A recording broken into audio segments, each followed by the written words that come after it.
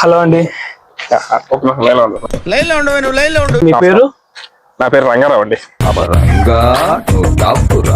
From నిరాశన్ news channel. చెప్పండి.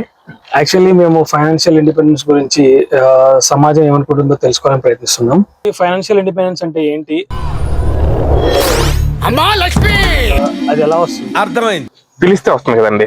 నువ్వు నాకన్నా వంకర్లా ఉన్నావు. హాస్యం పండిస్తున్నారు రావు గారు. Very good joke, very good joke. ఇది చాలా సీరియస్ మ్యాటర్.